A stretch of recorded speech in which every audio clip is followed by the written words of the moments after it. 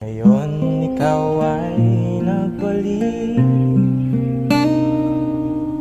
at tulad ko rin ng iyong pananabik, makita ang dating kanluran,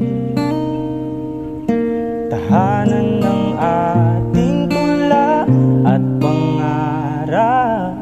Ngayon ay naglaho na. Saan hanapin pa?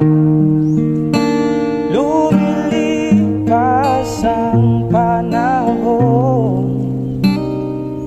kabiyak ng ating gunita, ang